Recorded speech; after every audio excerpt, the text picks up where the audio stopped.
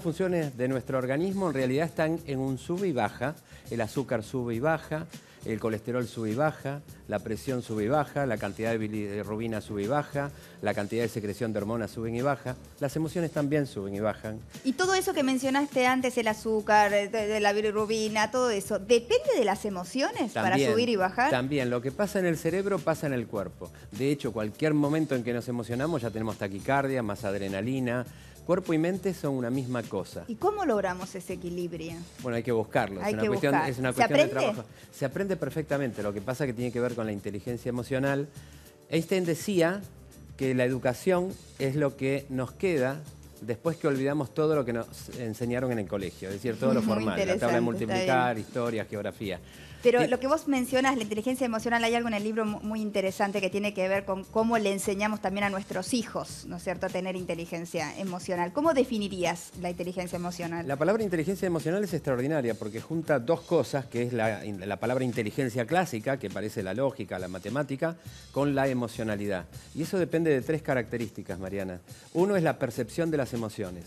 Otro es la comprensión de las emociones y otro es la regulación de las emociones, mías y de los demás.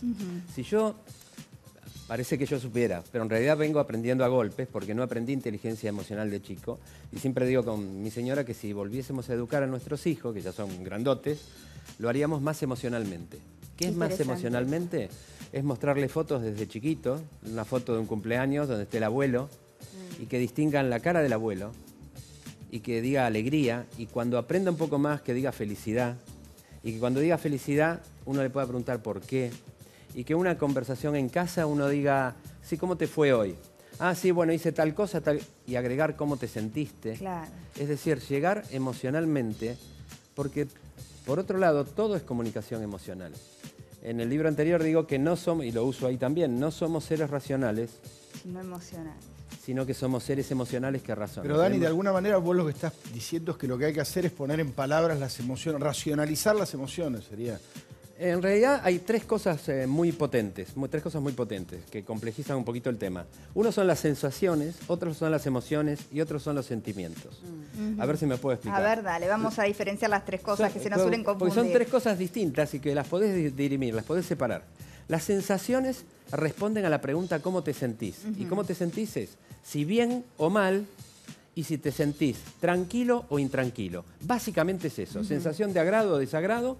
Quiere decir que no es una emoción, es una sensación. Pareciera poco importante cómo te sentís. ¿Viste cuando te sentís desganado? Es una sensación. Cuando te sentís tranquilo, relajado, es una sensación.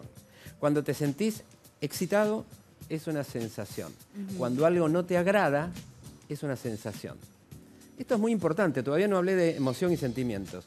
Pero fíjate vos, Tato, y esto te interesa a vos y al doctor seguramente también, hay un estudio muy interesante que dice, y que tiene que ver con las sensaciones, por ejemplo, de sentir que tenés hambre. Bien. Hay un estudio muy interesante realizado en Israel, muy comprobado técnicamente, que prueba, y se engancha con lo que medio venían hablando recién, que prueba que los jueces que van a dar el alta condicional, ¿cómo es que se llama? Cuando la libertad condicional a los presos, y que se fue midiendo, cuando están evaluando el alta condicional antes de la hora del almuerzo, es decir, que tienen hambre, dan menos alta condicional que después del horario de almuerzo. ¡Qué bueno! Y eso es simplemente por la sensación, pero esto está, hay mucha información. Te digo otra, si tenés que dar un examen y podés elegir, el profesor, el día, podés elegir un día de mucho sol, es más probable que te vaya mejor que un día con lluvia y mal tiempo. O sea que las sensaciones por el humor de la persona. O sea que las sensaciones nos condicionan.